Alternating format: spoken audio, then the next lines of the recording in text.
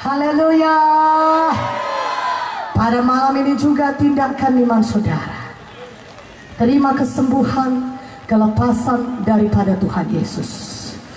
Pada hari ini, walaupun tidak cukup pelayan menumpangkan tangan atau saudara, tapi kuasa Tuhan bisa bekerja pada saudara langsung ketika saudara percaya. Yang siap menerima mujizat Tuhan, katakan amin. Katakan amin. Satu hal lagi mengenai ucapan saudara, firman Tuhan berkata, Tuhan Yesus imam besar kita yang mendengarkan pengakuan iman kita. Ibrani 4:14. Karena itu jangan ganti ucapan saudara. Hidup mati dikuasai lidah. Siapa suka menggemakannya akan memakan buahnya. Kadang-kadang kita melihat keadaan kita cenderung mau mengganti ucapan kita. Pertama kita beriman. Ya, pertama kita katakan oleh bilur yang sembuh, kita beriman. Tapi kemudian seiring waktu, saudara lihat, kenapa ya kok masih sakit?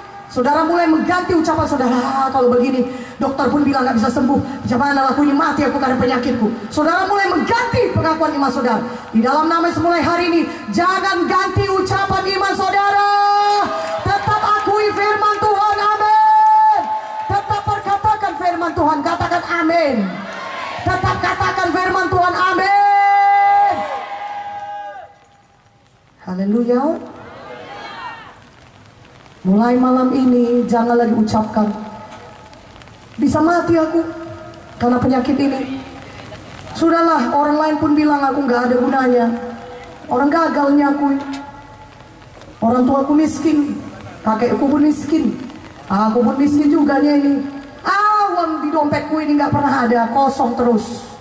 Aku orang gagal. Aku bukan orang yang berhasil, aku tidak bisa diberkati Tuhan. Kalau saudara berkata demikian terus mengenai diri saudara, saudara akan memakan buahnya. Hidup mati dikuasai lidah.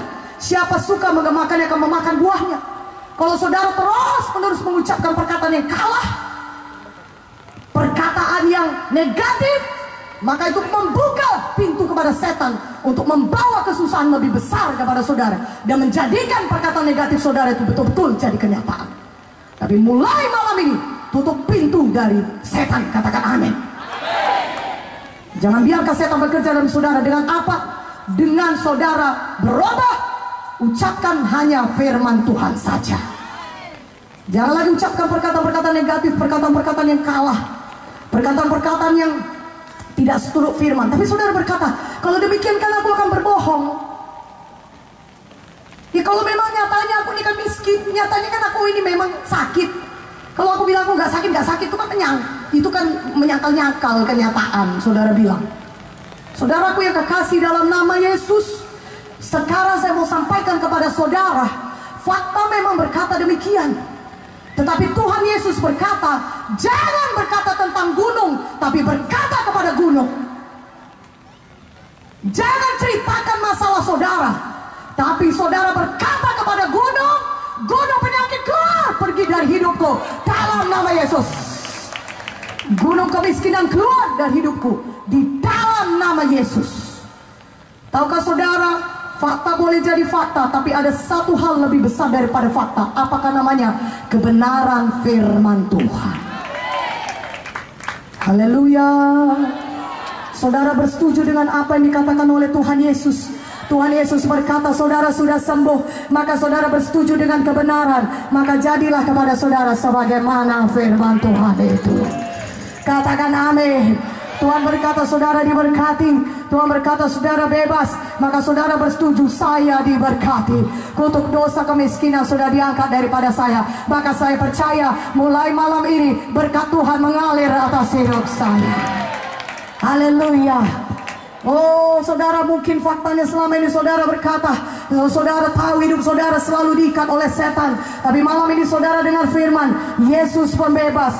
Yohanes 8:32-36 dibaca di rumah. Yesus pembebas. Dan kalau Yesus memerdekakan saudara, saudara betul-betul merdeka. Mana aminnya? Maka saudara mengganti ucapan saudara berkata, saya bukan hamba dosa, Yesus sudah memerdekakan saya. Saya tidak lagi diikat oleh narkoba, saya tidak lagi diikat oleh judi, saya tidak lagi diikat oleh minuman keras, saya tidak lagi diikat oleh kenajisan, tapi Yesus sudah membebaskan saya. Gimana amennya lebih kuat amennya? Yesus sudah memerdekakan saya. Darah Yesus sudah memerdekakan saya. Ucapkan kehidupan, ucapkan firman Tuhan, maka saudara akan mendapatkan kehidupan dari firman Tuhan yang saudara ucapkan. Siapkah saudara menerima mujizat Tuhan? Haleluya. Siapkah saudara bertindak? Ada 10 orang kusta di Lukas 17 ayat 11-19. Masih kustaan. Jalan terseok-seok datang kepada Yesus dan berkata, Yesus, kasihanilah kami. Apa kata Tuhan Yesus? Tuhan Yesus tidak menepuk-nepuk punggung mereka. Kasihan, kasihan. Ke 10 orang kusta ini Tuhan berkata, pergi, perlihatkan diri kepada imam-imam. Loh, saudara tahu kalau orang kusta tidak boleh berjumpa dengan imam-imam. Masih kusta nggak bisa berjumpa. Tapi satu hal, mereka punya iman. Tuhan Yesus berkata, pergi, perlihatkan diri pada imam-imam. Ayo kita pergi, kita sudah sembuh. Dan di tengah jalan mereka sembuh. Katakan amin. Hari ini tindakan iman saudara. Jangan katakan, oh masih sakit. Jangan katakan demikian. Ubah ucapan kita. Katakan, aku sudah sembuh oleh pelor Yesus. Aku sembuh, aku diberkati, aku bebas, aku jadi hamba Tuhan, aku berhasil, aku diberkati Tuhan. Haleluya. Siapkan saudara menerima mujizat Tuhan. Mari pada hari ini angkat tangan saudara yang membutuhkannya.